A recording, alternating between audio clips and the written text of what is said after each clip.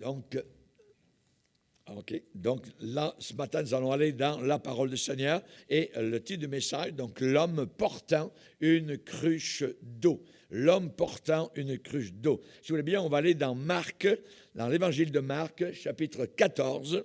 L'évangile de Marc, chapitre 14. Et nous saluons évidemment tous ceux et celles qui nous écoutent, soit en France, en Suisse, en Belgique, en Angleterre, en Allemagne, au Portugal, en Espagne, en Italie, en Roumanie. Alléluia. Donc, il y a beaucoup de personnes, donc, jusqu'aux extrémités de la terre et dans les îles, que le Seigneur continue à nous garder tous jusqu'à son grand retour. Aujourd'hui, donc, nous allons voir l'homme portant une cruche d'eau. Marc 14 et le verset 12. Marc chapitre 14 et le verset 12. Le premier jour des pains sans levain, où l'on immolait la Pâque, les disciples de Jésus lui dirent : « Où veux-tu que nous allions te préparer la Pâque ?» Et il envoya 2 de ses disciples et leur dit : « Allez à la ville, vous rencontrerez un homme portant une cruche d'eau. Suivez-le. Quelque part, ça veut dire partout qu'il aille, quelque part qu'il entre, dites au maître de la maison, le maître dit, où est le lieu où je mangerai la Pâque avec mes disciples? Et il vous montrera une grande chambre haute, meublée et toute prête. C'est là que vous nous préparerez la Pâque. Les disciples partirent, arrivèrent à la ville et trouvèrent les choses comme il le leur avait dit. Et ils préparèrent la Pâque. Amen. Seigneur, nous sommes devant toi et nous te désirons de tout notre cœur. Tu es le Dieu glorieux, Seigneur, qui a fait un travail dans nos âmes. Et tu es en train de faire un travail magnifique dans plusieurs cœurs. Nous te demandons de bénir, Seigneur, non seulement notre assemblée, mais ceux qui se joignent au travers des ondes, Seigneur, et au travers d'Internet. Nous te demandons de les aider, de les fortifier, de les garder, de les secourir au travers des épreuves, au travers des tempêtes, des difficultés, Seigneur, qui sont en train de passer. Tu es celui qui veille sur nos pas. Tu es celui qui compte nos pas au travers du pèlerinage terrestre que nous avons à effectuer sur cette planète. Veuille bénir abondamment la réflexion de nos cœurs ce matin, dans le nom de ton Fils Jésus, à cause de Jésus, à cause du calvaire et des souffrances qu'il a subies. Nous te demandons cela. Amen. Et tout le peuple dit Amen. Gloire à Dieu. On peut s'asseoir, frères et sœurs. Alléluia. L'homme portant une cruche d'eau. Alléluia. Ils allons voir, évidemment, donc, ce que ce message a à nous apporter. Vous savez que nous prêchons dans ce lieu Jésus-Christ. C'est lui, véritablement, qui est le centre de notre assemblée, qui est le centre de nos vies. Et sans Jésus, eh bien, notre vie est totalement déserte. Sans lui, nous n'avons rien à offrir. Nous ne nous prêchons pas nous-mêmes.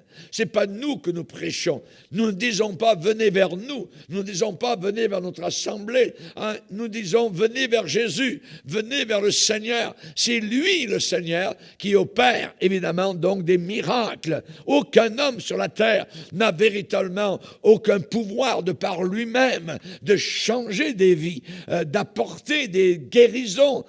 Évidemment, donc, et un vrai docteur, s'il est authentique, eh bien, vous le dira. Il dira, je ne fais pas de miracles. Je suis incapable d'accomplir des miracles. Mais le Seigneur, glorieux et puissant, il est capable. Le nom de Jésus est puissant. Fait fuir les démons de l'enfer, fait fuir le maître des démons, Satan, Belzébul, alléluia. Le nom de Jésus, c'est comme en hiver quand on grelotte, amen, c'est comme un feu où l'on aime se réchauffer et nous venons vers Jésus-Christ pour avoir cette chaleur. Le nom de Jésus, c'est comme de l'or leur pur. Amen. Nous l'avons chanté comme un diamant ce matin. Il est plus, je dirais, il vaut plus à nos regards que toutes les valeurs de ce monde, que tout ce que les mines d'or de ce monde peuvent extraire. Le nom de Jésus, il est une boussole qui nous indique la direction. Cette boussole nous indique jamais la mauvaise direction.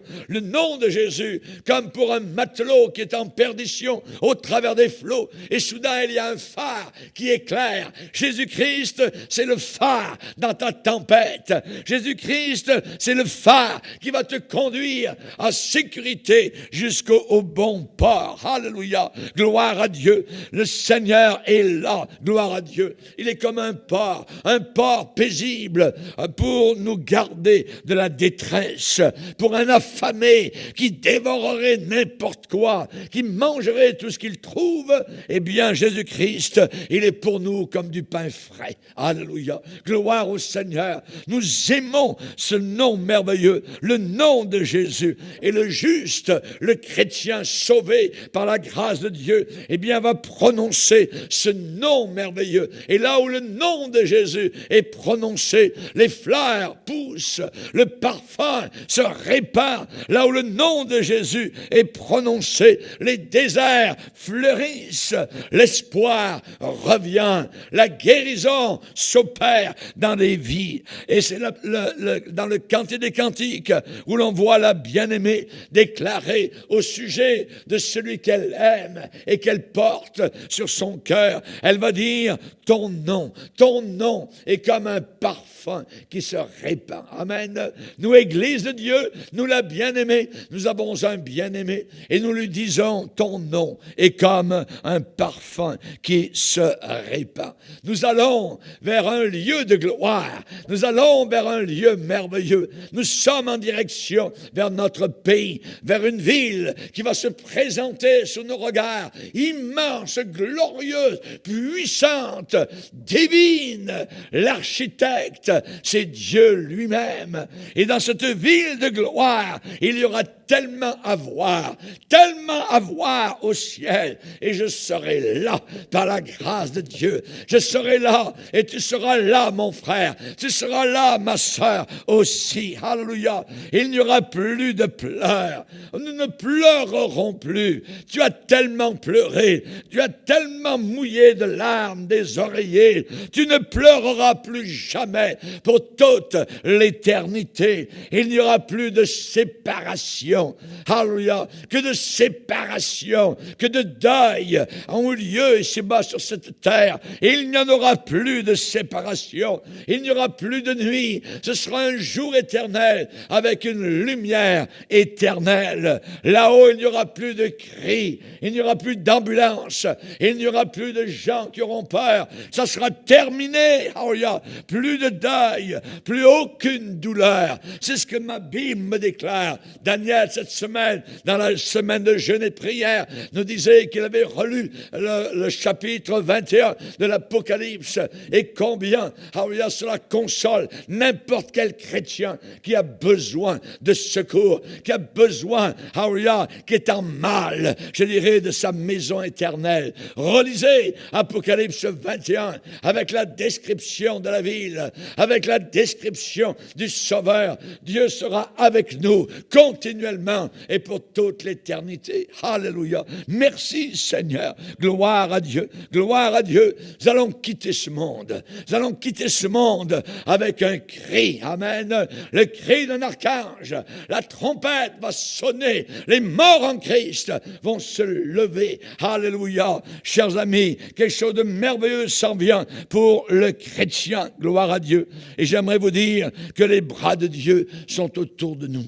Les bras du Seigneur sont autour de son enfant. Alléluia. Et nous sommes en sécurité. Il sait où je suis. Amen. Alléluia. Et tu es à l'endroit où il veut que tu sois. alors restez-y. Amen. Alléluia. Merci Seigneur. Eh bien, j'aimerais vous dire que ce monde est dans un naufrage total. Ce monde est en train de couler. Ce monde est en train de s'en aller à la perdition. Jésus nous a donné une petite parabole et il a déclaré lui-même que le royaume des cieux est semblable à du levain. Le levain dans la Bible est un élément perturbateur, un élément de corruption. Et ici, il est dit, le royaume des cieux est semblable à du levain qu'une femme a pris et mis dans 3 mesures de farine jusqu'à ce que la pâte soit toute levée. Amen. Le péché et le ferment dans lequel aujourd'hui la pâte est en train de monter. Amen. Le péché est en train de grandir dans le monde jusqu'à ce que la pâte soit toute levée. Alléluia. Et ainsi va arriver la fin de ce monde. Il y a eu un commencement à ce monde. Ce monde n'est pas un Big Bang. Ce monde a été créé par la parole de celui qui est éternel. Alléluia. Et le Seigneur a dit que ce monde a une fin. Et nous allons actuellement dans une fin. Nous sommes sur le déclin de ce monde. Ce monde est en train de s'en aller. Alléluia. Maintenant, il y a un élément dans ce monde qui s'appelle Église. Église de Jésus-Christ. L'Église terrestre dans les derniers jours. Amen. Ce qu'on appelle Église terrestre, ce n'est pas ce que la Bible appelle le corps de Jésus-Christ. Le corps du Seigneur est totalement différent. Amen. Toutes les religions terrestres, ce qui ont été faites par l'homme, inventées par l'homme, sont toutes et totalement corrompues. Toutes est totalement corrompues et elles sont en banqueroute spirituelle. La description, c'est comme un malade à l'hôpital où la Bible déclare la tête entière est malade. Ils sont malades dans la tête, voyez. Tout le cœur est souffrant et de la plante du pied jusqu'à la tête, rien n'est en bon état. Ce ne sont que blessures, contusions et plaies vives qui n'ont été ni pansées, ni bandées, ni adoucies par l'huile. Et nous avons actuellement autour de nous, évidemment, ce que l'on appelle religion, ce que l'on appelle Église. Nous avons des slogans dans notre siècle actuel où toutes les religions sont bonnes, à chacun sa religion, voyez, et ainsi de suite. Mais ce n'est pas le corps de Christ. Amen. Le corps de Christ, c'est cela uniquement qui va être enlevé soudainement de la planète Terre. Amen.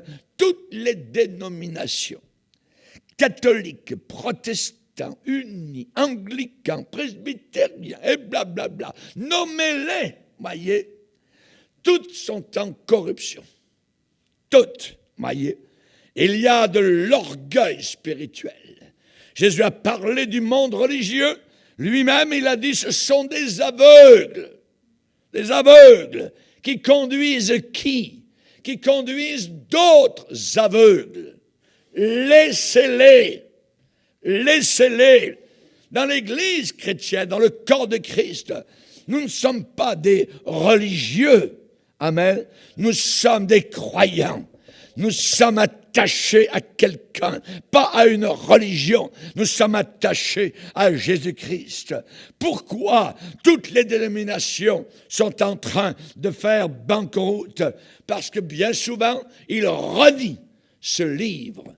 Ils renient la parole de Dieu. Ils renient ce qu'elle dit, ce qu'elle déclare sur le ciel. Ils renient ce qu'elle déclare sur l'enfer éternel. Ils renient ce que la Bible dit sur le salut uniquement par le sang de Jésus. Il renie la guérison des corps que l'on peut obtenir à cause des meurtrissures de Christ à la croix du Calvaire. Il renie le baptême dans le Saint-Esprit avec comme signe de départ le parler en d'autres langues. Il renie le retour soudain de Jésus-Christ qui va revenir nous chercher. Alors, ils sont en banqueroute. Ils sont totalement en banqueroute. Parlons d'un élément, le baptême dans le Saint-Esprit. Le baptême dans le Saint-Esprit, ce n'est pas un dogme, ce n'est pas une religion. C'est simplement le Saint-Esprit, Dieu, le Saint-Esprit, qui remplit totalement un cœur humain et l'aide à faire face au diable, à Satan, qui est le père du mensonge. Jésus lui-même a déclaré, dans peu de jours, vous serez baptisés. Baptisés, l'expression baptême dans le Saint-Esprit. Vous serez baptisés dans le Saint-Esprit. Jésus ne leur disait pas, dans peu de jours, vous serez sauvés. Non, il y a le salut et il y a le baptême puissant dans le Saint-Esprit.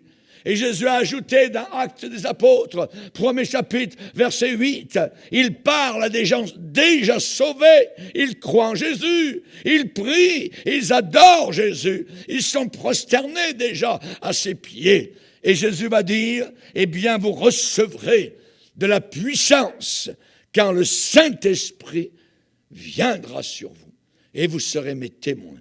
À Jérusalem, dans la Judée, dans la Samarie et jusqu'aux extrémités de la terre, jusqu'aux confins de la planète Terre. Alléluia, gloire au Seigneur. On croit dans le salut. Amen. On croit dans le salut, mais on n'est pas sauvé si on rejette Jésus-Christ.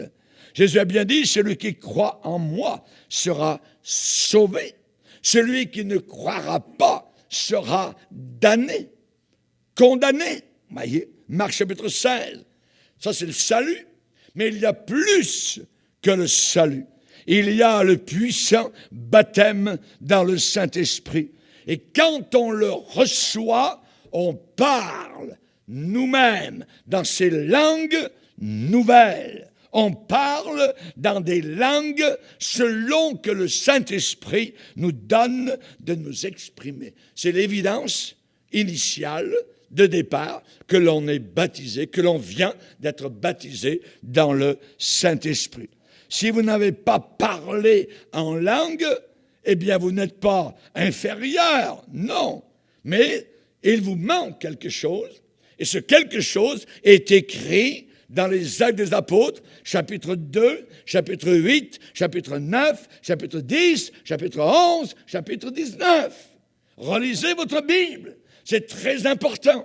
À un endroit, à l'Église primitive, là où il y avait des gens qui étaient sauvés, tout de suite, on demandait que ces gens soient baptisés maintenant dans le Saint-Esprit. Et on voit à Samarie un exemple où l'on voit Pierre et Jean faire le voyage, donc à pied, depuis Jérusalem jusqu'à Samarie, pour venir prier pour ces nouveaux convertis qui avaient été baptisés dans l'eau, mais qui n'avaient pas encore reçu le baptême dans le Saint-Esprit. Pierre et Jean sont venus, ont prié pour eux, ont imposé les mains, et voilà qu'ils ont commencé à parler dans cette nouvelle langue. Ils ont reçu le baptême puissant dans le Saint-Esprit. Amen, gloire au Seigneur. Donc, il faut accepter la façon du Seigneur. Il y a toute une église catholique qui, par exemple, n'accepte pas la façon du Seigneur pour aller au ciel, pour être sauvé. Non, il faut être baptisé quand vous êtes bébé avec de l'eau. Il faut faire des bonnes œuvres, combien, on ne sait pas combien. Il faut que vous fassiez des pèlerinages. Il faut que vous alliez à la messe. Il faut prier pour les morts. Il faut qu'on ne sait pas dire des chapelets, tout ça. Et il n'y a aucun catholique qui n'a la certitude de son salut parce que le catholicisme n'accepte pas la manière de Dieu. Comment Dieu déclare qu'on est sauvé? Et comment Dieu déclare-t-il qu'on est sauvé? Simplement en venant à un lieu affreux appelé Golgotha, où ça sent mauvais, où il y a du sang qui coule, où il y a des hommes tout nus qui sont cloués sur des croix là, et c'est le monsieur du milieu qui peut sauver uniquement ceux qui viennent humblement à lui. Et ça, ce n'est pas la voix des hommes, c'est la voix de Dieu. Dieu va dire, mes voix ne sont pas vos voix. La voix du Seigneur est plus forte que la voix des hommes. Et pour le baptême dans le Saint-Esprit, eh bien, on le sait lorsque la personne commence à parler dans d'autres langues. Amen. Alléluia. On a cela, on a différents exemples. À la Pentecôte, le Saint-Esprit est descendu sur eux. Il n'est pas descendu sur des gens qui avaient besoin d'être sauvés. Ils étaient déjà sauvés. Ils avaient prié depuis déjà 10 jours de prière. Les païens ne prient pas 10 jours, voyez. Ces gens-là étaient des croyants dans le Seigneur. Ils attendaient ce que Jésus avait promis. Et dans Marc chapitre 16, Jésus a déclaré, voici les miracles, qui accompagneront ceux qui auront cru. Ils parleront de nouvelles langues. Jésus même, Dieu sauveur, déclare de telles choses. Amen. Qui suis-je pour rejeter du revers de la main ce que le Seigneur a promis? Et montrez-moi un endroit où le Seigneur a dit, c'est terminé. C'était bon pour la première église, l'église primitive, mais ensuite, il n'y a plus besoin de ça. Montrez-moi l'endroit. Il n'y a aucun endroit où Dieu a dit que ça sera terminé. Jusqu'à la fin, on a besoin donc de ce baptême dans le Saint-Esprit. Amen. Alléluia. Gloire au Seigneur. Donc, nous devons accepter, et vous devez accepter la façon du Seigneur et la manière de Dieu. Le Seigneur a dit, je répandrai mon Saint-Esprit sur toute chair. Mes voix ne sont pas vos voix. Amen.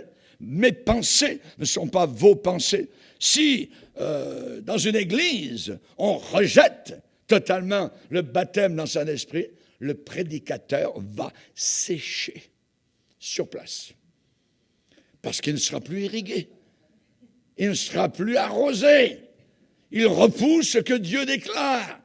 Alors qu'il a besoin de cet arrosage régulier. Moi-même, j'ai besoin de cet arrosage régulier de la puissance du Saint-Esprit. Alléluia. Je ne vous demande pas de vous joindre à mon église. Non. On a assez de problèmes comme ça. Voyez. Non, voyez. Mais trouvez une église où le Saint-Esprit agit, où le Saint-Esprit se révèle. Savez-vous quelle est l'attitude de Satan actuellement? Il est en colère. Il est en colère. C'est le maître de la colère. Et auparavant, quand nous le servions, nous étions enfants de colère. Voyez. Il est en colère parce qu'il sait qu'il a très peu de temps. Il a très peu de temps maintenant. Et il sait où il va. Il va en enfer. Voyez. Donc, on sait que Satan, actuellement, est en colère. Mais nous devons le regarder droit dans les yeux, dans le blanc des yeux, dans sa colère, et lui dire, Satan, tu ne me garderas pas en bas. Non. Je vais me tenir debout dans mes bottes et je vais chercher la face de Dieu et je vais être rempli, baptisé, immergé, plongé dans la puissance du Saint-Esprit. Alléluia. Gloire au Seigneur. Merci Seigneur. Chers amis, on a besoin évidemment du Saint-Esprit. Sans le Saint-Esprit, tout est sec. Il y en a certains qui vont bouillir par les choses que je suis en train de dire. Ça n'a aucune importance. Absolument aucune importance. C'est de dire ce que Dieu déclare. Et vous êtes sur le bon côté. Si Dieu est pour nous, qu'importe qui est contre nous, ça n'a aucune importance. Nous avons le Big Boss avec nous. Alléluia. Gloire au Seigneur. Je t'en conjure, Timothée, va dire l'apôtre Paul, t'en conjure devant Dieu et devant Jésus-Christ qui doit juger les vivants et les morts.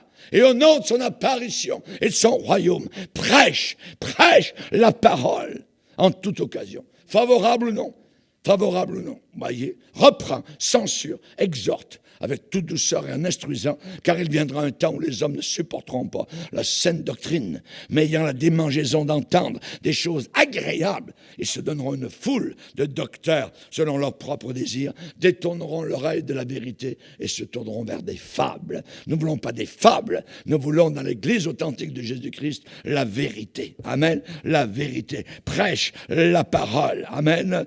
L'Église, sans la puissance du Saint-Esprit, c'est une belle voiture, c'est une Cadillac. Vous êtes autour, tout ça, vous regardez, ça brille, c'est merveilleux, les phares, tout ça.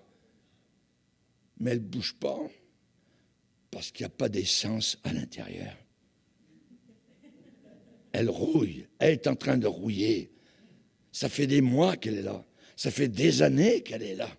Vous pouvez l'astiquer toutes les semaines, mais il n'y a pas d'essence à l'intérieur. Alors elle ne bouge pas. Une église sans la puissance du Saint-Esprit, c'est exactement cela. Il n'y a rien dans le réservoir. Il n'y a rien dans le réservoir. Voyez? Ou alors, un autre exemple, une église sans Saint-Esprit, c'est un homme qui ne peut pas respirer.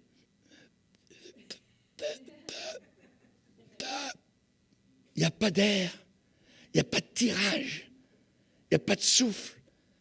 Alors où il va cet homme? Il va vers la mort. Il ne peut pas respirer. Amen.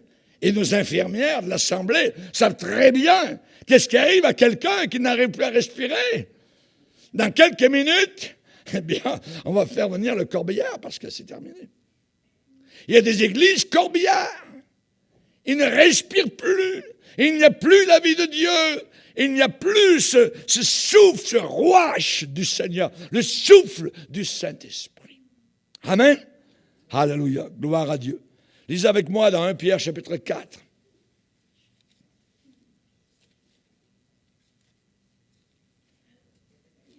1 Pierre chapitre 4,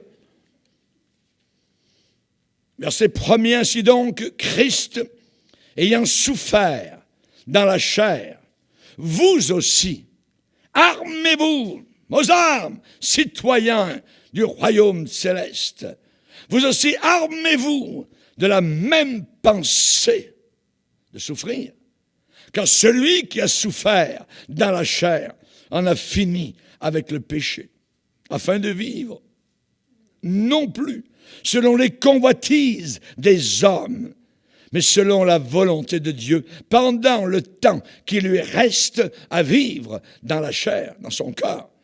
C'est assez, ça suffit. Enough is enough. C'est assez, en effet, d'avoir dans le temps passé accompli la volonté des païens en marchant dans la dissolution, dans les convoitises, dans l'ivrognerie, dans les excès du manger et du boire et les idolâtries criminelles. Aussi trouvent-ils étrange, c'est très étrange à leurs yeux, trouvent-ils étrange que vous ne vous précipitiez pas avec eux dans le même débordement de débauche, et ils vous calomnient.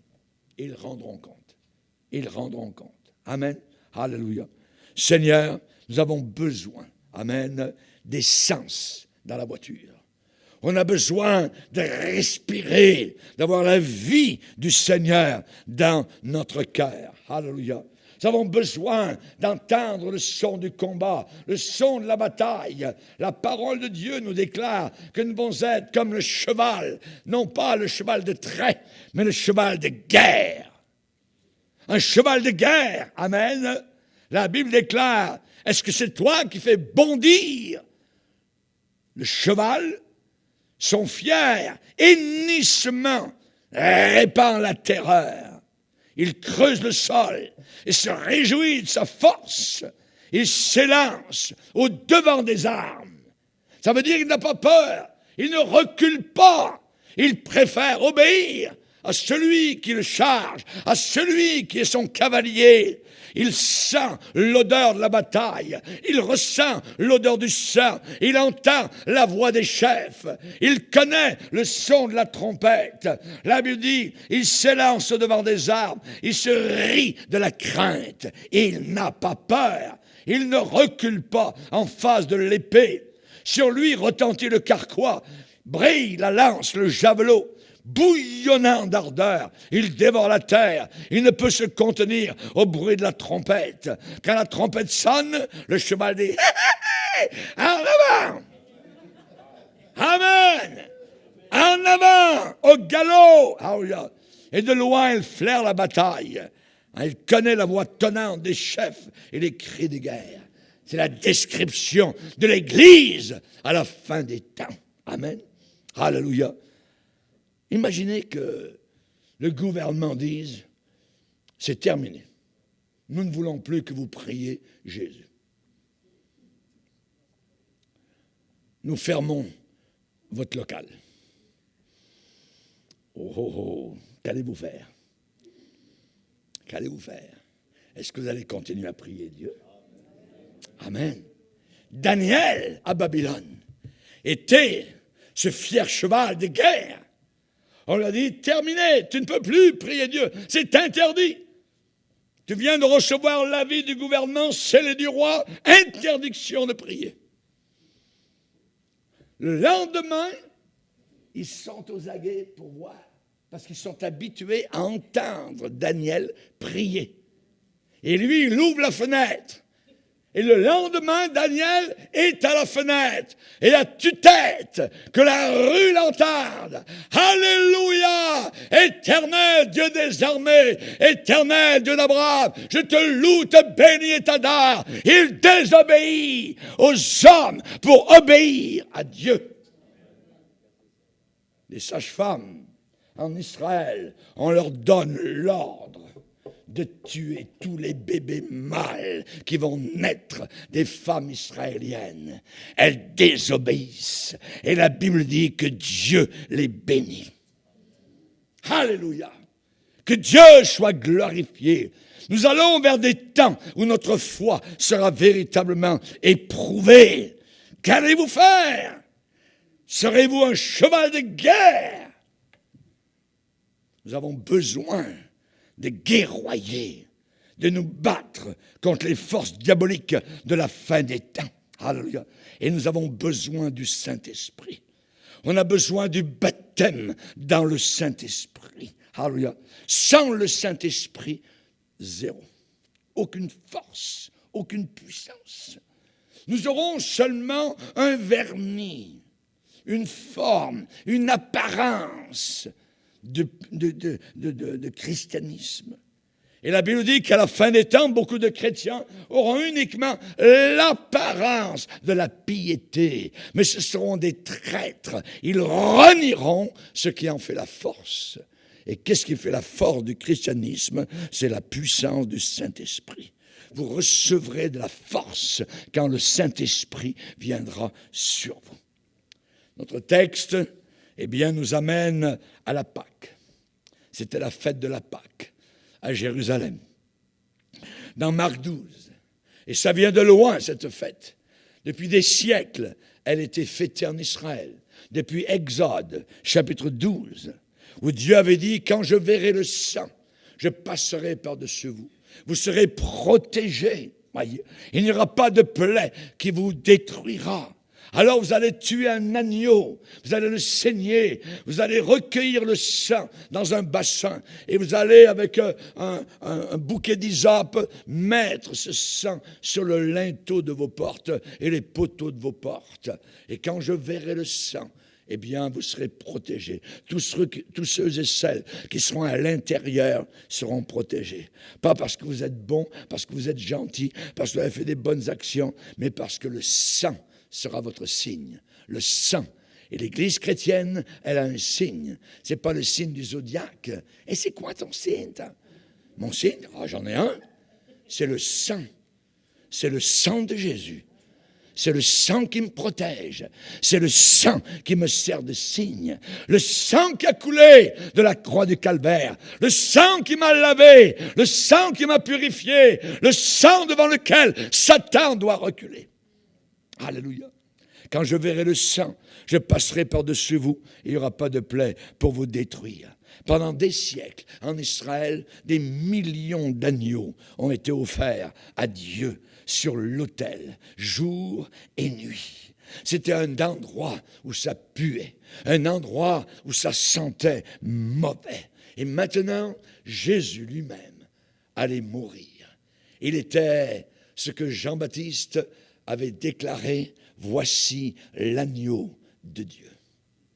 Et c'est lui maintenant qui allait mourir, qui allait être offert. Et la Pâque allait être préparée.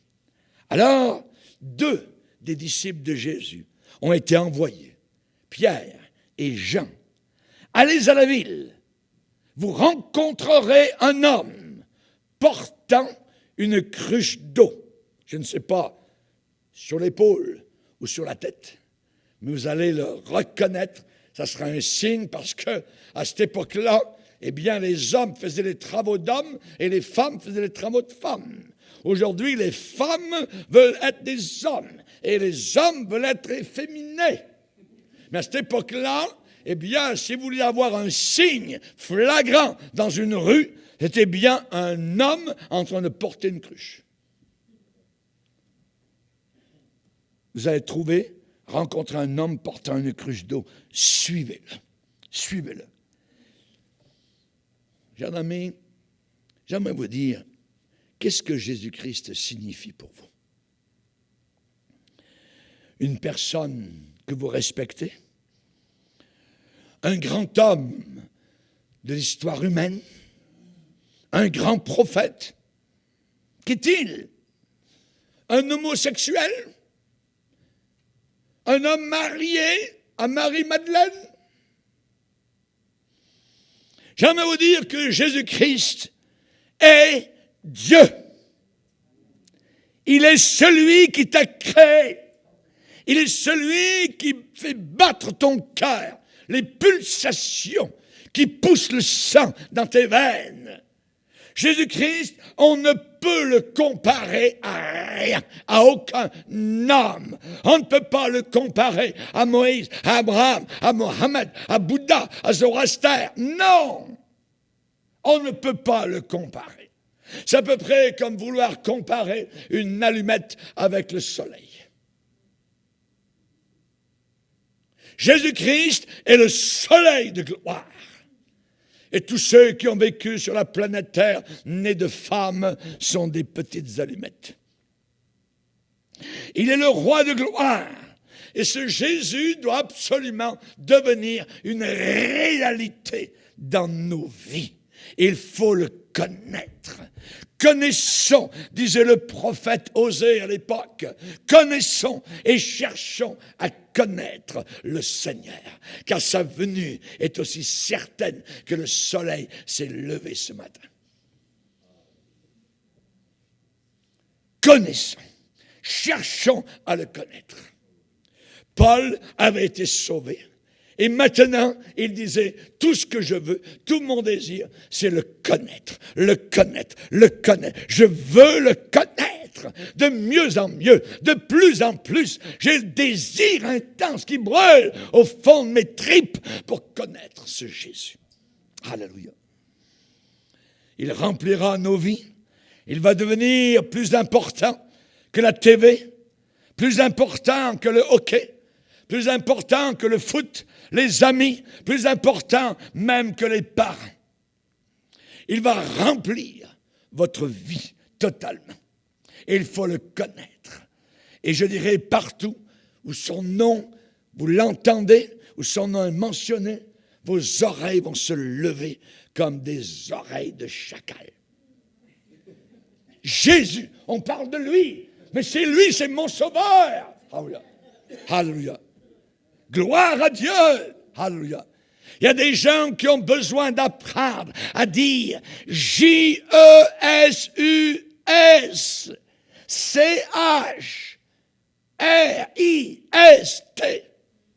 Jésus-Christ. C'est lui le sauveur. Oh Dieu, tout ça. Allah n'est pas notre Dieu. Allah est le Dieu de la lune. Elle est Hillsong. Jésus-Christ est Jésus-Christ. Il est l'Éternel. La nuit, vous dites dans votre lit, Jésus. Le matin, quand vous vous levez, vous êtes au bord de votre lit, vous dites Jésus. Quand vous êtes devant le miroir en train de vous raser, Jésus. Jésus, Jésus, Jésus. Et jusqu'à la fin de votre vie, il prend tout votre cœur. Alléluia. Merci Seigneur. Merci Seigneur. Le matin, vous chantez Jésus. À midi, Jésus. Sinon, vous ne le connaissez pas. Sinon, vous ne le connaissez pas vraiment. C'est dans la tête, mais ce n'est pas dans le cœur. Il doit être dans le cœur. Ça ne vous fait maintenant absolument rien du tout ce que les autres pensent. Ce que les autres pensent, ça ne vous fait plus rien du tout. Ni les employés, ni les employeurs, ni les professeurs, ni les médecins, personne. Vous en fichez totalement. Vous avez votre Jésus. Il est votre sauveur. Il a changé votre vie. Il a transformé l'eau, je dirais le liquide, l'eau limpide, l'eau sans couleur, l'eau sans odeur, en vin. Votre vie maintenant a de l'odeur, a de la couleur, a une direction. Vous savez pourquoi vous êtes sur la terre, d'où vous venez et où vous allez. Auparavant, vous ne le savez pas. Ben, les hindous, c'est bien, tout ça. Puis, ah oui, ça serait bien, on ne mangera plus de viande maintenant, tout ça. Ils nous ont dit ça, c'était, ah ouais, parce que le bétail, c'est pas bon, tout ça, pollution. Puis il faut sauver la planète, voyez. Ils sont devenus sauveurs. Non, mon frère, sauve ton âme. Jésus ne nous a pas appelés à sauver la planète, il nous a appelés à prêcher l'Évangile, parce que les gens descendent tous en enfer s'ils n'ont pas Jésus dans leur cœur. Vous connaissez les vieilles pompes de ferme? Auparavant, on avait des pompes sur les fermes, voyez. Et parfois, vous pompiez, que vous regardiez, pas une seule goutte d'eau. Pourquoi? Parce que dans le puits, il n'y a pas d'eau. Et quand vous pompez dans un cœur, vous allez savoir ce qu'il y a au fond du cœur. S'il n'y a rien qui sort, ça veut dire que le cœur est vide. Et dans des églises, ensuite, à la sortie, ah ouais, c'est le match de hockey hier, tout ça, ils ont bien joué. Ça s'en fout. Parle-moi de Jésus. Peux-tu me dire quelque chose sur Jésus? Est-il ton sauveur? Alléluia. Quand vous allez mourir et quitter la terre, vous ne direz pas, hein, c'est qui a gagné hier soir? Ah non, non. Vous voudrez savoir, vous voudrez être certain où vous allez. Alléluia. Chers amis, s'il y a quelque chose dans votre cœur, si Christ est au fond de votre cœur, alors ça va couler. Ça va couler. L'Évangile va sortir. Jésus a dit, le dernier jour de la fête, il a dit, si quelqu'un a soif, qu'il vienne à moi. Des fleuves d'eau vive couleront de son cœur.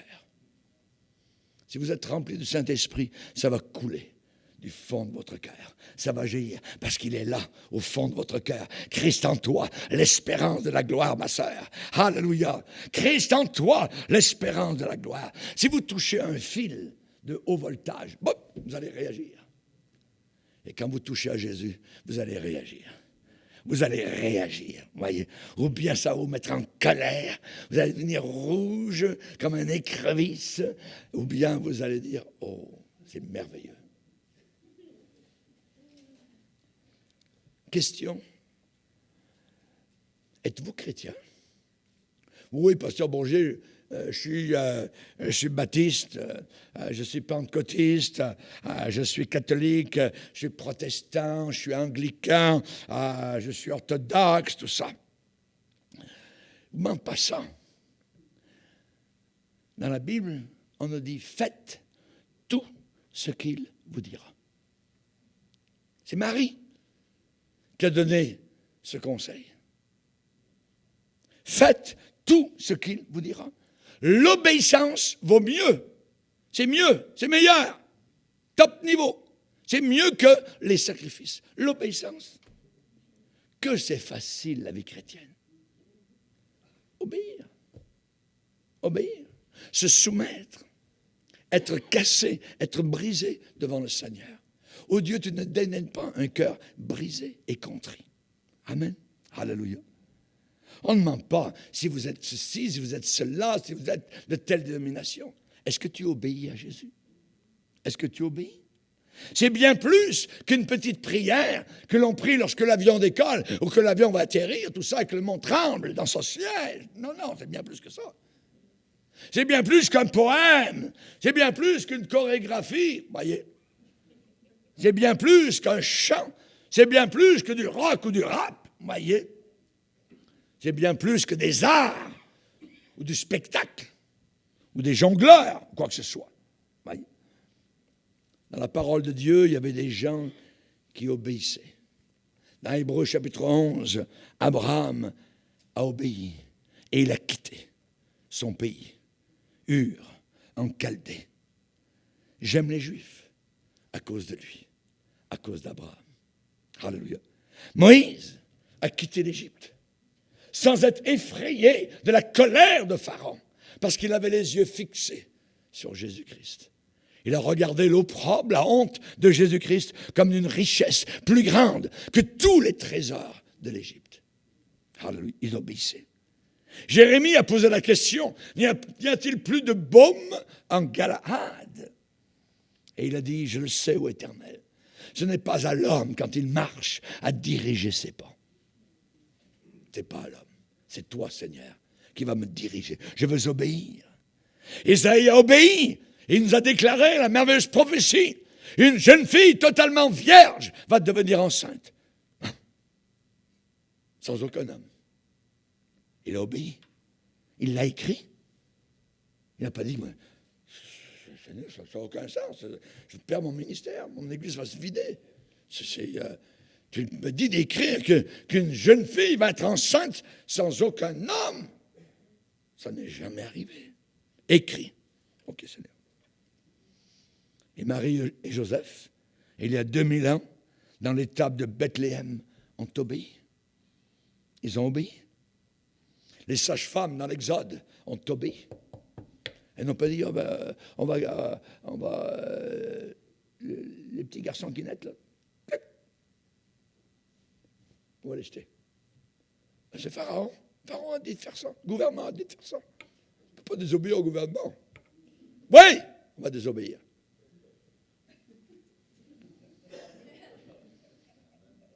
Amen.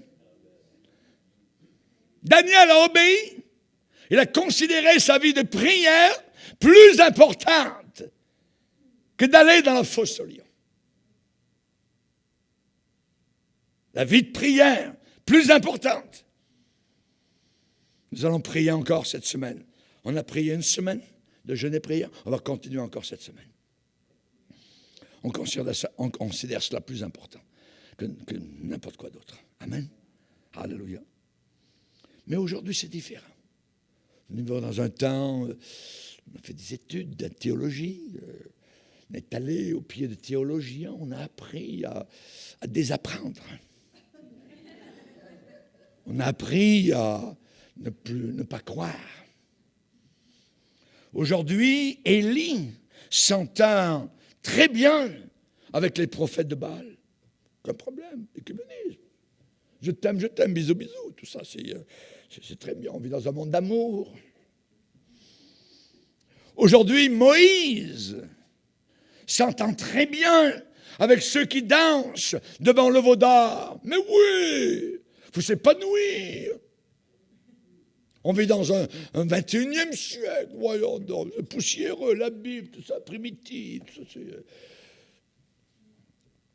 aujourd'hui, Jésus, s'il revenait, leur Jésus, eh bien, il irait s'asseoir au pied ou avec les pharisiens. On va discuter, tout ça. Vous voulez savoir ce que le Seigneur pensait des pharisiens? Ah, mes amis. Malheur à vous, scribes, pharisiens, hypocrites, vous fermez aux hommes le royaume des cieux. Vous n'y entrez pas vous-même. Vous allez en enfer. Et vous n'y laissez pas entrer ceux qui voudraient entrer. Malheur à vous, pharisiens hypocrites, vous dévorez les maisons des veuves et vous faites tout pour l'apparence. Malheur à vous, scribes pharisiens, vous bâtissez les tombeaux des prophètes et vous ornez les arts, vous ornez les sépulcres des justes. Et vous dites, si nous avions vécu du temps de nos pères, nous ne serions pas joints à eux pour répandre le sang des prophètes. Vous témoignez contre vous-même que vous êtes les fils de ceux qui ont tué les prophètes. Serpents, race de vipères, comment allez-vous échapper au châtiment de l'enfer? Aujourd'hui, non. Vous recevez un email. Vous êtes convoqués aujourd'hui pour une conférence écuménique à Rome, tout ça. Le pape nous a invités, tout ça. On va aller chanter Jésus, tout ça. Et aujourd'hui, il faut tous s'unir, tout ça. Amen, amen, amen. Je vais vous dire une chose. Si vous prêchez l'Évangile, et que le monde vous aime encore, vous faites fausse route. Je répète, si vous prêchez l'Évangile et que le monde vous aime encore, vous êtes sur une fausse route. Vous êtes sur le chemin grand et large qui mène en enfer. Vous n'êtes pas sur le chemin étroit.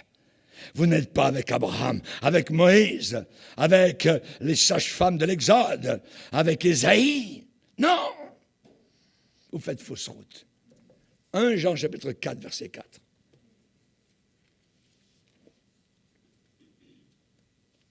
1 Jean chapitre 4, verset 4. Vous, petits enfants, vous êtes de Dieu, vous appartenez au Seigneur, et vous les avez vaincus, parce que celui qui est en vous est plus grand que celui qui est dans le monde. Eux, ils sont du monde. C'est pourquoi ils parlent d'après le monde, et le monde les écoute. Et le monde les écoute. Nous sommes de Dieu. Celui qui connaît Dieu nous écoute. Celui qui n'est pas de Dieu ne nous écoute pas. Et c'est par là, par ce moyen-là, que nous connaissons, nous discernons l'esprit de la vérité et l'esprit de l'erreur. Et l'esprit de l'erreur. Le monde les écoute, nous, le monde ne nous écoute pas. Qu'est-ce que le Seigneur a dit? Allez à la ville. Ils ont été envoyés. Allez à la ville. Qui enverrai-je? Joseph a été envoyé vers ses frères. Rappelez-vous dans l'Ancien Testament. Jésus a été envoyé. Il a dit, comme le Père m'a envoyé, je vous envoie. Allez prêcher la bonne nouvelle. Celui qui croira sera sauvé. Envoyé. Allez à la ville. Vous allez rencontrer un homme qui va porter une cruche d'eau. Suivez-le. Suivez-le. Suivez-le. C'est un type, symbole du Saint-Esprit. Cet homme qui porte la cruche d'eau, il porte le rafraîchissement. Il rafraîchit, il désatère, il a l'eau. C'est lui qui a l'eau. C'est lui qui porte l'eau. C'est un type, un symbole du Saint-Esprit. Et Jésus a parlé beaucoup sur le Saint-Esprit avant qu'il ne soit trahi par Judas, dans Jean chapitre 14, dans Jean chapitre 15, dans Jean chapitre 16. Jésus va dire, le Saint-Esprit, il va vous conduire dans toute la vérité. Amen. Le Saint-Esprit va vous rappeler des choses que vous avez oubliées. Il vous les rappellera. Le Saint-Esprit va toujours me glorifier. Moi, Jésus, il va me glorifier. Il va rendre témoignage de moi. Le Saint-Esprit va convaincre le monde de péché, de justice et de jugement qui s'en vient sur eux. Le Saint-Esprit va vous annoncer les choses à venir. Suivez-le, l'homme qui porte la cruche d'eau. Le Saint-Esprit, alléluia. Le Saint-Esprit nous aide dans notre vie de prière. Nous n'aurions pas pu prier la semaine passée et jeûner si on n'avait pas eu le Saint-Esprit. Il nous a aidés. Et il va nous aider cette semaine encore à prier, à venir, à résister à l'ennemi, à la chair et au monde. Nous allons venir devant le Seigneur pour le chercher. Quand vous me chercherez de tout votre cœur, vous allez me trouver. Amen. Si quelqu'un me sert, a dit Jésus, qu'il me suive. Et là où je suis, là aussi sera mon serviteur. Si quelqu'un me sert, le Père va l'honorer. Le Père va l'honorer. Ôtez vos yeux de la religion. Ôtez vos yeux des pasteurs, des prêtres, des papes, des sous-papes, des évêques, des bishops, des prophètes, de ceci et de cela. Ôtez vos yeux de ces hommes, voyez. Ôtez vos yeux de la religion. Suivez l'homme qui porte la cruche d'eau. Le Saint-Esprit veut te conduire, te diriger. Alléluia. Quand tu as mis les mains à la charrue, ne regarde pas en arrière. Continue à suivre l'homme qui porte la cruche d'eau. Amen. Alléluia. S'ils vous mettent en dehors de votre église, qu'est-ce que vous allez faire? Qu'est-ce que vous allez faire? Voyez? S'ils vous excommunient, qu'est-ce que vous allez faire? Suivez-le! Suivez l'homme qui porte la cruche d'eau. Suivez l'homme qui porte la cruche d'eau. Il me conduit, il me dirige près des eaux paisibles. Alléluia. Gloire au Seigneur. Quelqu'un, un chrétien, qui auparavant était dans une de ces églises, disait, auparavant, je pouvais fumer, aucun problème, un petit joint de temps en temps, une petite cigarette, je pouvais fumer, je pouvais aller danser, je pouvais blasphémer, je pouvais boire, Et j'étais accepté dans l'église comme un bon gars. Mais une fois que j'ai été baptisé dans le Saint-Esprit, ils sont venus vers moi et m'ont dit, tu es différent maintenant. Qu'est-ce qui s'est passé? On ne t'aime pas beaucoup comme ça. Tu parles en langue, blablabla, on va te demander d'abandonner notre église respectable. On ne te veut plus ici. Mais l'homme a répondu, j'ai trouvé l'homme qui porte la cruche d'eau. J'ai trouvé la puissance du Saint-Esprit et je vais le suivre. Alléluia! Même en dehors d'une église morte, 2 fois morte, comme à Sardes. J'ai trouvé l'homme qui porte le rafraîchissement. J'ai trouvé l'homme qui abreuve. Et Jésus, qu'est-ce qui va lui arriver à l'autre là-bas? Toi, t'occupe pas de l'autre, suis-moi. Suivez-le. Vous allez rencontrer en ville un homme qui porte une cruche d'eau. Suivez-le. Suivez-le. Il va vous montrer une grande chambre haute. Il va entrer dans une maison, n'importe quelle maison, il va entrer avec lui. Suivez-le. Il monte l'escalier, suivez-le. Il arrive à une porte, entrez par la porte. Suivez-le, suivez-le. Il va vous montrer une grande chambre, une grande salle, qui va être toute grande, meublée, avec tous les meubles nécessaires, toute prête, préparée. C'est une chambre haute. Ça veut dire en haut de la maison. Et j'aimerais vous dire que le Seigneur nous emmène vers une chambre haute. Alléluia. Je vais vous préparer une place. Et l'homme à la cruche d'eau, suivez-le, parce qu'il va vous conduire vers un élément élevé, très élevé, au-dessus de la terre. Il vous conduira vers le ciel. Il va vous conduire vers le paradis. Alléluia. Êtes-vous fatigué d'un cimetière? Il y a des gens qui vivent dans des cimetières religieux. Une mausolée. Pourquoi ils vivent là? Parce qu'ils ne croient pas. Ils ne croient à rien. Ils ne croient pas que Jésus guérit, ils ne croient pas que Jésus revient, ils ne croient pas qu'il y a un enfer. Le pape leur a dit qu'il n'y avait pas d'enfer, ils croient le serviteur du diable. Mais au fond de votre cœur, c'est drôle, il y a une soif. Il y a quand même une soif qui est là. Il y a une faim qui est là. Heureux, a dit Jésus, ceux qui ont faim et soif. La table est préparée.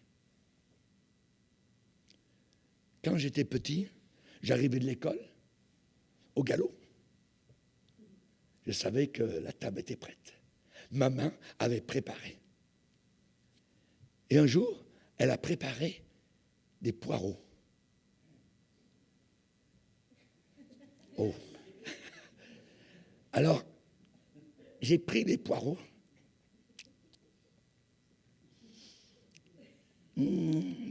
Ça passait pas. Ça passait pas. Maman, je pense que je vais aller aux toilettes. Je vais aux toilettes. Il y a des gens comme ça. Dieu a préparé dans sa maison des plats délicats, mais ça passe pas. Jésus guérit aujourd'hui. Jésus baptise, blablabla, de parler en langue. Ça. Mettre ça aux poubelles. Ils n'en veulent pas. Vous êtes sauvés, oui. Mais il y a quelque chose qui est là dans votre cœur. Vous avez soif, vous avez faim. Alléluia. Vous avez faim du Saint-Esprit. Jésus a dit, si quelqu'un a soif, quand vous avez soif, vous faites n'importe quoi. La vraie soif, en plein désert. Question de vie ou de mort. Si quelqu'un a soif, qu'il vienne à moi. Ça ne dit pas qu'il aille au pasteur un tel là-bas. Qu'il aille à telle conférence là-bas au bout de la terre, tout ça, ou à Californie, puis là-bas, ou à Hollywood, ou à Monrovia, je ne sais pas où, la conférence. On va être 100 000. Non, non, qu'il vienne à moi. À moi, à moi. Jésus. Quelqu'un a soif, qu'il vienne à moi. des fleuves d'eau vive couleront de son cœur. Il va y avoir des fleuves d'eau vive qui vont couler. Alléluia. Le Seigneur a dit, ils n'auront pas soif dans les déserts où je les conduirai. Je ferai jaillir pour eux de l'eau du rocher. Quand Christ, à la croix du Calvaire, a été cloué et que le soldat a pris sa lance et a percé le côté de Jésus, il a dit que de l'eau et du sang sont sortis. Ont coulé de son côté, jusque dans le sol. Ça a coulé à Jérusalem, ça a coulé à Samarie, ça a coulé à Chypre, ça a coulé en Italie, à Rome, ça a coulé jusqu'aux extrémités de la terre. Ça coule encore aujourd'hui. Alléluia. La source n'est pas tarie. Alléluia. Tu peux te désaltérer. Tu peux venir et dire, Seigneur, j'ai soif. Baptise-moi dans le Saint-Esprit. Remplis-moi ton Saint-Esprit. Il vous montrera. Il vous montrera. Suivez-le. Suivez-le. Suis le Seigneur. Toi qui as soif de Dieu. Toi à qui il manque de la force et de la puissance. Demande cette semaine, Seigneur, tu vas me baptiser dans le Saint-Esprit. J'ai besoin de ta force et je ne l'ai pas. Alors, c'est toi qui vas me l'accorder. Viens, Seigneur, donne-moi ta puissance. Amen. Seigneur, nous sommes devant toi. Nous te bénissons, Seigneur, pour ce que tu nous as dit ce matin. Nous voulons suivre l'homme qui porte l'eau, qui porte le rafraîchissement, qui porte, alléluia, c'est cette eau merveilleuse que tu as promise, Seigneur.